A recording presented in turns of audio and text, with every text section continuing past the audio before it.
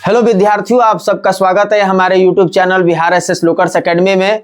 बहुत सारे बच्चे को जो है ये प्रॉब्लम रहता है कि वो बोर्ड में सारे प्रश्नों को तो बनाते हैं जब एग्जाम होता है तो, लेकिन उनका मार्क्स जो है अच्छा नहीं आता है।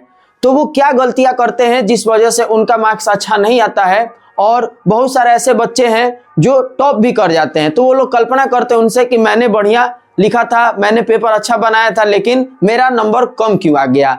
तो उनका नंबर कम आने का रीजन आज के इस वीडियो में आप लोग को बताने वाला हूं, और आप लोगों को जो है लिखने में जो समस्या आता है तो उसकी भी समस्या को मैं इस वीडियो के माध्यम से आप लोग को बता करके दूर करने वाला हूं। तो आप लोग इस वीडियो के आखिरी तक बने रहिएगा, और वीडियो अच्छा लगे तो अपने दोस्तों में जरूर शेयर कीजिएगा। आज का हमारा इस वीडियो का मेन टॉपिक ये है कि आप सभी लोग जो है एग्जाम में सारे प्रश्नों को तो लिखते हैं, लेकिन आपका 100% स्कोर जो है नहीं आता है। तो 100% स्कोर नहीं आता है तो इसका कारण क्या है? तो आपका कॉपी का अच्छा बना हुआ ना होना, यानी आप लोग जो कॉपी में प्रश्नोत्तर लिखते हैं वो अच्छे से नहीं लिख पाते हैं। तो आइए आप लोगों को बोर्ड एग्जाम में कैसे कॉपी को लिखना है, उसमें प्रश्नोत्तर किस तरीके से लिखना है, उसको मैं बताने वाला हूं। यानी कॉपी लिखने का आज मैं आप लोगों को सही तरीका बता रहा हूं, और उसी तरीका को आप लोग जो है अपने बोर्ड एग्जाम में फॉलो कीजिएगा, तभी आप लोग जो है 2026 में जो है टॉपर बन सकते हैं, 95% प्लस मार्क्स ला सकते हैं। तो सबसे पहले आप लोग को क्या करना है, आप लोग क्या कीजिएगा कि पहले तो दो अलग अलग रंग के कलम को यूज कीजिएगा। जैसे बहुत सारे बच्चे क्या होते हैं कि एक ही कलम लेकर के जाते हैं, जैसे ब्लू पेन लेकर जाते हैं, ब्लू पेन लेकर के जाते हैं, ठीक ना, ब्लू कलम लेकर के जाते हैं और उसी से जो है सभी चीजों को लिखते हैं, चाहे वो हेडिंग हो गया, ठीक, या फिर जो है उत्तर लिखना हुआ, वो सब जो है एक ही कलम ले जाकर लिखते हैं। कई लोग क्या करते हैं कि ब्लैक पेन लेकर के चले जाते हैं। बहुत सारे ऐसे बच्चे होते हैं जिनको नहीं मालूम होता, वो रेड पेन का भी यूज करते हैं। मैंने जब ऑफलाइन में पढ़ाया था तो बहुत सारे ऐसे बच्चों को देखा है कि वो लोग रेड पेन लेकर के आते हैं लिखने के लिए, जो कि क्या होता है वो गलत है। इससे आप लोगों का जो है पेपर में कम नंबर आ सकता है, आप फेल भी हो सकते हैं। तो आप लोग को ध्यान देना है कि आप एग्जाम देने जाइएगा कि दो अलग अलग कलर के कलम लीजिएगा, एक ब्लू और दूसरा ब्लैक। दो पेन आप लोग अपने पास रखिएगा, और OMR सीट रंगने के लिए, OMR सीट भरने के लिए जो आपका ऑब्जेक्टिव क्वेश्चन के लिए है, उसके लिए आप लोग बॉल पेन ले लीजिएगा। बॉल पेन में भी ब्लू या ब्लैक आप दोनों में से कोई एक यूज कर सकते हैं, लेकिन लिखने के लिए आप लोग जो है ब्लू और ब्लैक, ठीक ना, ब्लू और ब्लैक यानी काला कलम का आप लोग यूज कीजिएगा।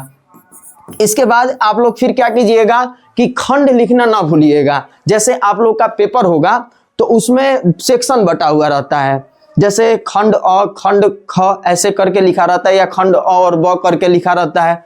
तो खंड लिखना आप लोग नहीं भूलिएगा। अगर आप लोग खंड ख से क्वेश्चन आंसर बना रहे हैं तो खंड ख का जो भी रहेगा वो सब चीजों को आप लोग जरूर लिखिएगा।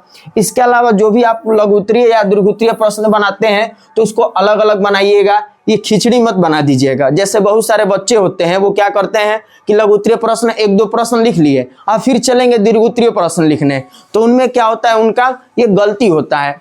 आपको लाइन से लिखना। अगर आप लघु उत्तरीय प्रश्न बना रहे हैं तो लघु उत्तरीय प्रश्न को बनाइए, दीर्घ उत्तरीय प्रश्न बना रहे हैं तो आप लोग उसी को बनाइए। बीच बीच में जो है आप इधर उधर नहीं जाइएगा। इसके बाद आप दो उत्तरों के बीच जो है खाली स्थान जरूर रखिएगा, यानी गैप जरूर कीजिएगा। इसके बाद प्रश्नों का उत्तर जो क्रमानुसार आपको देना है। अब ऐसा नहीं कि एक प्रश्न लिखे पहला नंबर और इसके बाद एक कैली चले गए, आखिरी पर 10वां नंबर प्रश्न लिखने लगे, तो ऐसा नहीं करना है।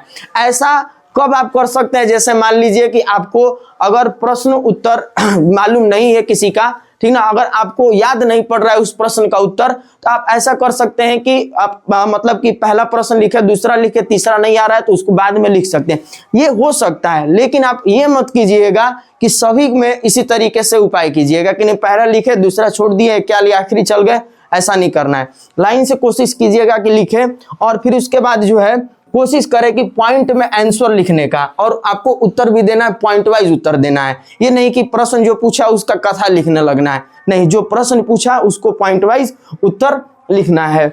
अब इसके बाद आप लोगों को क्या करना है कि पॉइंट को, यानी जो मेन पॉइंट है, ठीक ना, आपका जो मेन पॉइंट होगा उसको क्या करना है, अंडरलाइन कर देना है। जैसे मैंने आपको बताया कि आंसर क्या करना है, आपको पॉइंट वाइज लिखना है, लेकिन जो आपका मेन पॉइंट होगा उसको क्या करना है, आपको अंडरलाइन करना है। अंडरलाइन करना है जो देखने में कॉपी अच्छा लगे। इसके बाद आपको स्टेप वाइज जो है क्या करना है, आंसर लिखना है। ऐसा नहीं है कि कुछ भी चीज हम जो आंसर में लिख देंगे, कुछ भी लिख देंगे, नहीं। स्टेप वाइज जो प्रश्न कह रहा है उसका आंसर आपको लिखना है और गलती ज्यादा नहीं करना है। अक्सर बच्चे क्या करते हैं कि कॉपी में तो लिखते हैं, लिखते सही है, लेकिन क्या करते हैं कि ज्यादा गलती कर देते हैं। तो कॉपी को आपको ज्यादा गंदा नहीं करना है, साफ सुथरा जो है लिखना है, ताकि वो गंदा दिखने में ना लगे कॉपी। और कहा जा रहा है कि फिगर बनाने के लिए आपको पेंसिल का उपयोग करना है। कि अगर आप विद्यार्थी हैं साइंस के, या फिर आप जो है आर्ट्स लिए, उसमें अगर आपका कोई ऐसा सब्जेक्ट है जिसमें फिगर वगर वाले प्रश्न आते हैं, तो उसमें आप क्या कीजिएगा, पेंसिल लेकर के उस दिन अवश्य जाइएगा। जैसे साइंस में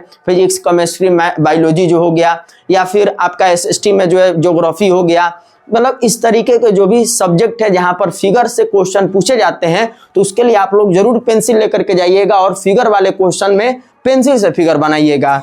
इसके साथ साथ अगर आप लोग आंसर लिख रहे हैं तो आंसर को जो पैराग्राफ में तोड़ करके लिखना है। ये नहीं कि डायरेक्ट पूरा एक कहानी की तरह आंसर लिख देना है, ऐसा नहीं करना है। और जितना भी आप देखेंगे प्रश्न में कि अगर चार्ट वाले क्वेश्चन है, मैप वाले क्वेश्चन या डायग्राम वाले, तो उसको आप लोग जरूर बनाइएगा। ये प्लस पॉइंट होता है, ताकि इसमें आपको जो है एग्जामिनर देख करके कॉपी नंबर दे, और देखने में अच्छा लगेगा तो जरूर नंबर देगा। अब ये 13 नंबर जो पॉइंट है आपके लिए बहुत ही महत्वपूर्ण है। यहां से लेकर के जितना भी पॉइंट मैं बता रहा हूं ये सब इंपॉर्टेंट है। इसमें जो 13 नंबर पॉइंट कह रहा है वो है आपका किसी भी प्रश्न में आवश्यकता से अधिक समय ना दे।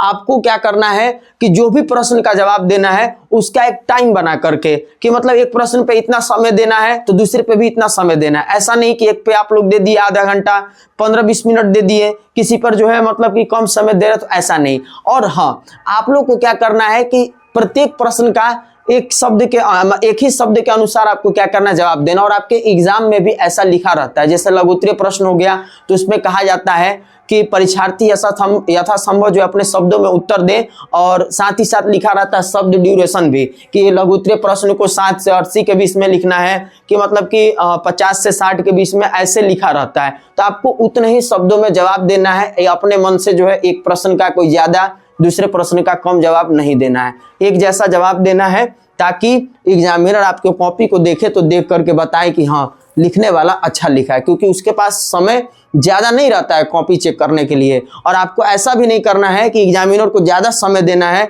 कि मेरा कॉपी को लेकर के आप पढ़ते रहिए, तो वो क्या करेगा, और गुस्सा में आकर के आपका नंबर काट देगा। तो इसीलिए यहाँ पे ये ध्यान देना है कि याद रहे कि कॉपी चेक करने वाला जितना कम समय आपकी कॉपी में बिताएगा उतने ही आपको अधिक नंबर देगा। ये चीज ध्यान दीजिएगा। और साथ ही साथ ये भी कहा गया कि यहाँ नॉलेज या ज्ञान नहीं देखा जाता, यहाँ देखा जाता है आपकी कॉपी, क्योंकि आप कितना भी पढ़े लिखे में तेज हैं और आपका कॉपी का में जो है राइटिंग अच्छा नहीं है, लिखने का तरीका बढ़िया नहीं है, तो आपको एग्जामिनर जो चेक करने वाला है वो नंबर नहीं देगा। तो कॉपी चेक करने वाले आप जो है बच के रहिएगा, ठीक ना। जो कॉपी चेक करने वाले होगा वो आपको नंबर कब देगा, जब आप कॉपी अच्छे से लिखे रहिएगा, बढ़िया से लिखे रहिएगा, तभी आपको नंबर मिलेगा। इसके बाद कहा जा रहा है कि लास्ट के लिए आप 10 मिनट जरूर निकालिए, यानी आप जो है 10-15 मिनट जरूर बचा लीजिएगा, क्योंकि 3 घंटा 15 मिनट आपको समय मिलता है।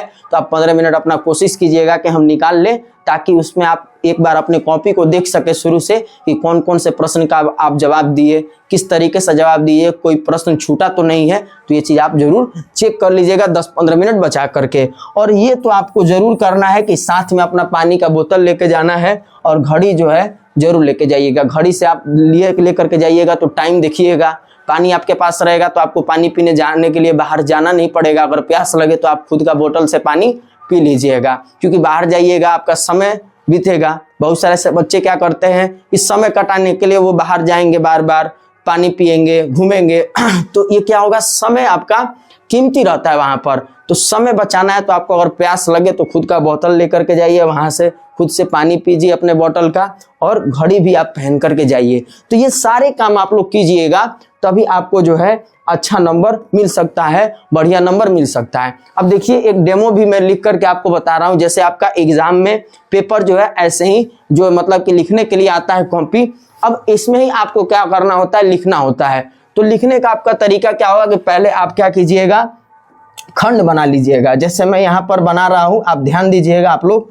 जैसे आपका मान लीजिए खंड जो है, खंड क्या हो गया, खंड आपका जो है खंड अ हो गया। जैसे अ सेक्शन अ खंड में जो है आपको क्या करना है, लघु उत्तरीय प्रश्न दिया है तो आप बीच में क्या लिख दीजिएगा, खंड अ लिख दीजिएगा। इसके बाद आपको मान लीजिए पहला नंबर प्रश्न का जवाब देना है तो यहाँ पर लिख दीजिएगा 1 नंबर और उसके बाद यहाँ पर उत्तर कर दीजिएगा।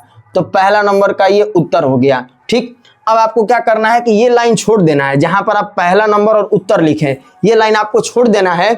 इसके जस्ट नीचे वाले लाइन से आपको लिखना है। जैसे मान लीजिए कि हम लिख रहे हैं कि प्रस्तुत व्याख्या करने वाला प्रश्न है तो लिख रहे हैं प्रस्तुत पंक्ति। इसके बाद लिख रहे हैं हमारी पाठ्य पुस्तक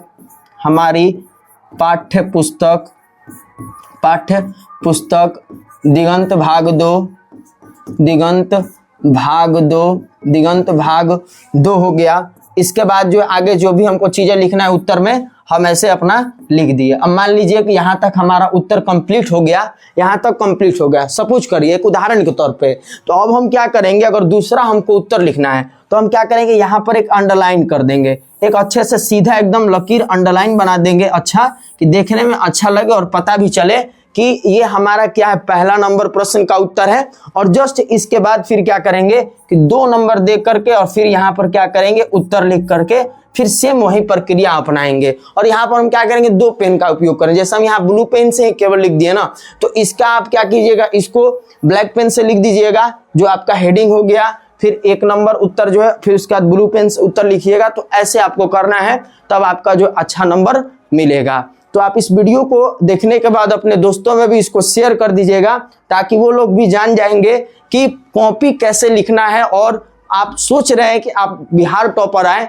तो आप कॉपी जरूर अच्छे से लिखिएगा। अपने दोस्तों में भी इस वीडियो को शेयर कीजिएगा और कमेंट में बताइएगा कि यह वीडियो अच्छा लगा कि नहीं लगा। मिलते हैं आप लोगों को अगले क्लास में, तब तक के लिए आप लोग स्वस्थ रहिए, मस्त रहिए। धन्यवाद।